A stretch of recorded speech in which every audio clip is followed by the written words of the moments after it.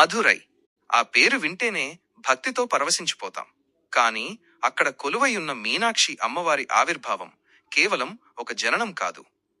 అది ఈ లోకాన్ని ఉద్ధరించడానికి జరిగిన ఒక దివ్య సంకల్పం. ఈ యజ్ఞగుండం నుండి వీరనారిగా ఉద్భవించిన తడాతగై సాక్షాత్తు ఆ పరమశివుణ్ణి చూడగానే కరుణామయిగా మారిన అద్భుత ఘట్టం. అదే మన మీనాక్షి కళ్యాణం. ఒక పురాణ కావ్యం కంటే మిన్నైన అపురూప దృశ్యం. అమ్మవారి పేరులోనే ఒక మర్మం ఉంది. మీనాక్షి చేప కళ్లవలె రెప్పవేయకుండా తన భక్తులను కాపాడే ఆ తల్లి చూపుల్లో అపారమైన శక్తి ఉంది. ఆ కళ్ళు నిరంతరం మనల్ని గమనిస్తూ మన కష్టాలను హరిస్తూనే ఉంటాయి.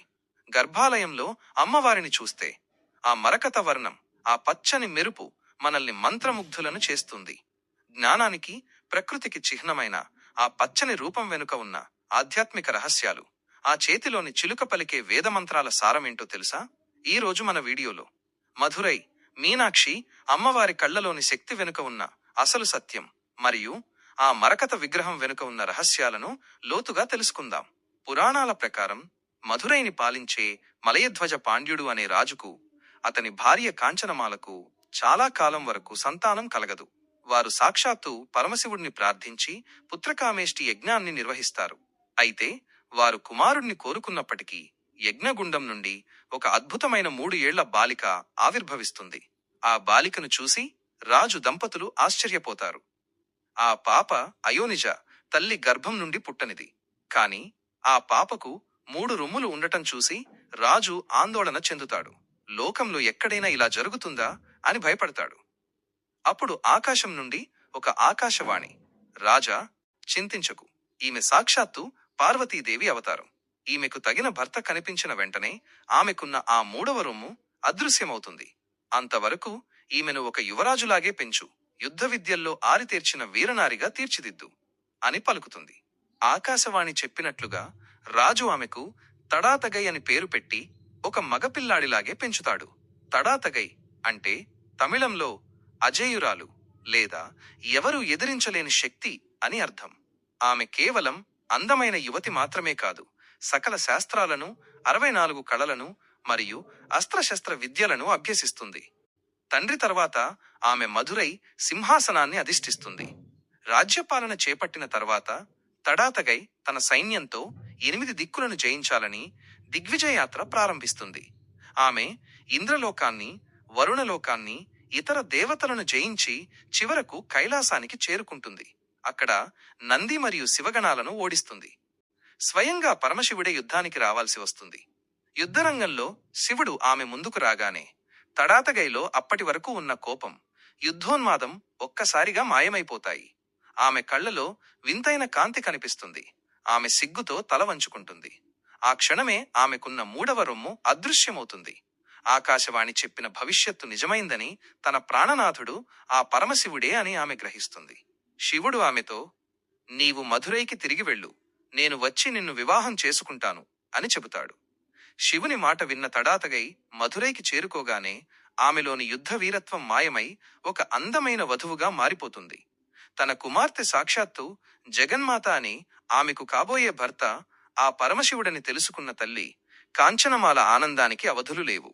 నగరం మొత్తం తోరణాలతో, పూల పందిళ్లతో అలంకరించబడింది. లోకరక్షకుడి పెళ్లి కోసం దేవతలు, గంధర్వులు, ఋషులు అందరూ మధురైకి తరలివచ్చారు. వివాహ ముహూర్తం దగ్గర పడింది. శివుడు తన సాధారణ రూపమైన భస్మధారణ, పులి చర్మం కాకుండా సుందరేశ్వరుడుగా అవతరించాడు.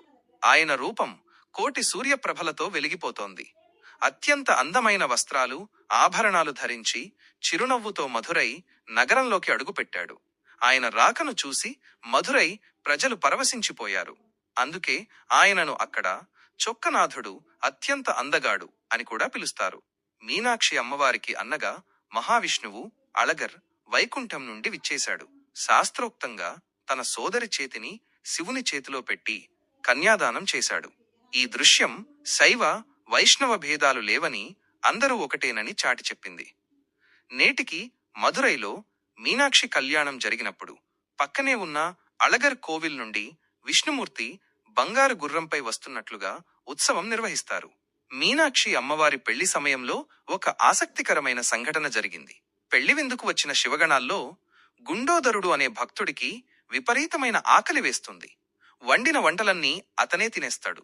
చివరకు దాహం వేసినప్పుడు శివుడు తన జట నుండి గంగను నేలమీదకు వదులుతాడు. అదే మధురైలో ప్రవహించే వైగై నదిగా పిలువబడుతోంది.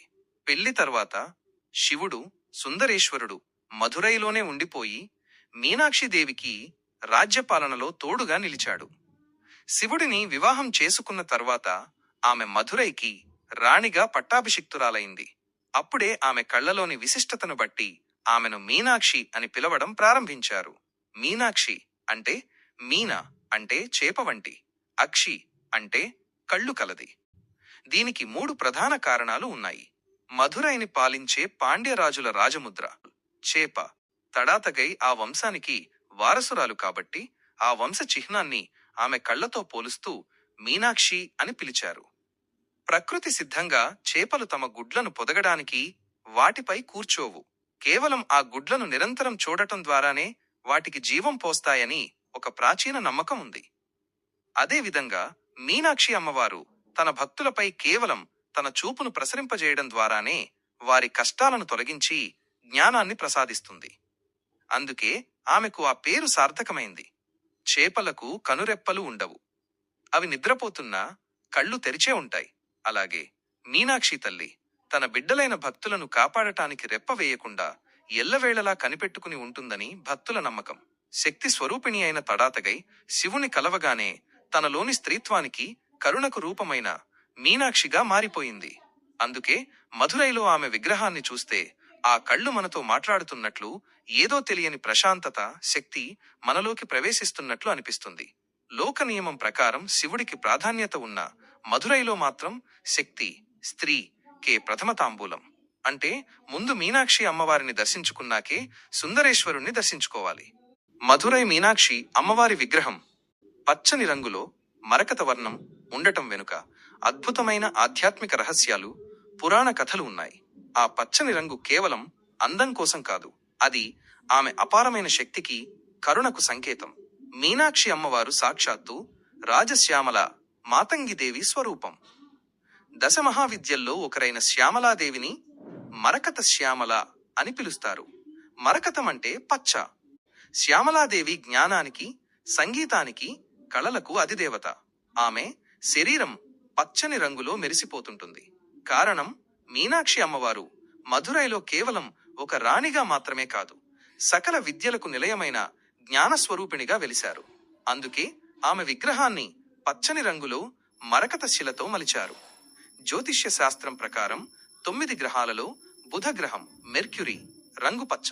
బుధుడు బుద్ధికి, విజ్ఞానానికి, వాక్చాతుర్యానికి కారకుడు. మీనాక్షి అమ్మవారిని దర్శించుకోవడం వల్ల బుధగ్రహ దోషాలు తొలగిపోతాయని, మంచి తెలివితేటలు, చదువు అబ్బుతాయని భక్తుల నమ్మకం. ఆమె చేతిలో ఉండే పచ్చని చిలుక కూడా బుధగ్రహానికి, మధురమైన మాటలకు సంకేతం. ఆ చిలుక అమ్మవారి చెవిలో భక్తుల కోర్కెలను నిరంతరం చెబుతూ ఉంటుందని ప్రతీతి. పచ్చని రంగు సృష్టికి, ప్రకృతికి, ఎదుగుదలకు చిహ్నం. మీనాక్షి అమ్మవారు తన కళ్లతో ప్రపంచాన్ని పొదుగుతున్నట్లు భావిస్తారు. ఆ పచ్చదనం ఆమెలోని సృజనాత్మక శక్తిని సూచిస్తుంది.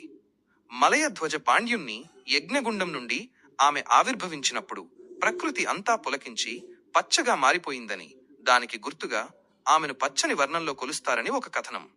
మధురై గర్భాలయంలోని అమ్మవారి విగ్రహం ఒకే ఒక మరకత శిల, సింగిల్ ఎమరల్డ్ స్టోన్తో చెక్కబడిందని చెబుతారు. పూర్వకాలం నుండి మరకత శిలకు విషహరణ శక్తి, శరీరంలోని విషాలను తొలగించే శక్తి మరియు మానసిక ప్రశాంతతను ఇచ్చే శక్తి ఉందని నమ్ముతారు. గర్భాలయంలో దీపారాధన చేసినప్పుడు ఆ కాంతి పచ్చని విగ్రహంపై పడి ప్రతిఫలించినప్పుడు కలిగే అనుభూతి వర్ణనాతీతం. ఆ వెలుగు భక్తుల్లోని అజ్ఞానమనే చీకటిని తొలగిస్తుందని అంటారు. పరమశివుడు సుందరేశ్వరుడు మధురైలో తెల్లని విభూతి ధరించి స్వచ్ఛమైన స్ఫటిక వలె కనిపిస్తే, అమ్మవారు పచ్చని మరకత వర్ణంలో కనిపిస్తారు. ఈ వైవిధ్యం పురుష, శివ, ప్రకృతి శక్తిల కలయికను సూచిస్తుంది.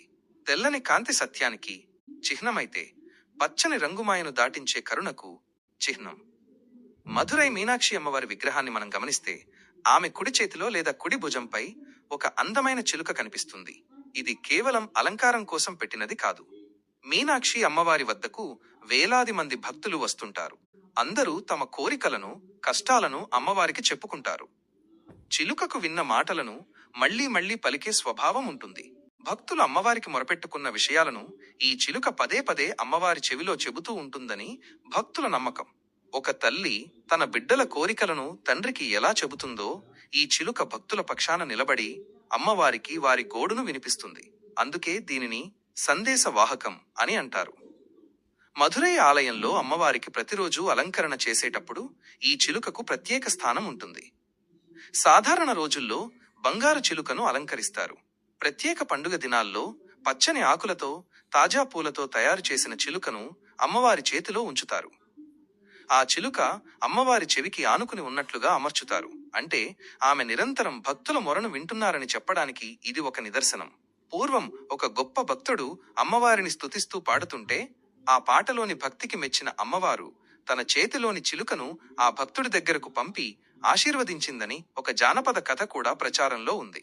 మీనాక్షి అమ్మవారి చేతిలోని చిలుక మనకు నేర్పే పాఠం ఏమిటంటే, మన మాట తీరు మధురంగా ఉండాలి మరియు భగవంతునిపై నమ్మకం ఉంచితే మన విన్నపాలు ఖచ్చితంగా ఆయనకు చేరుతాయి. చూశారుగా, మధురై మీనాక్షి అమ్మవారి దివ్య చరిత్ర మరియు ఆమె కరుణాగుణం. ఈ వీడియో మీకు నచ్చినట్లయితే లైక్ చేయండి, షేర్ చేయండి మరియు మరిన్ని ఆధ్యాత్మిక విశేషాల కోసం మా ఛానల్ని సబ్స్క్రైబ్ చేసుకోండి.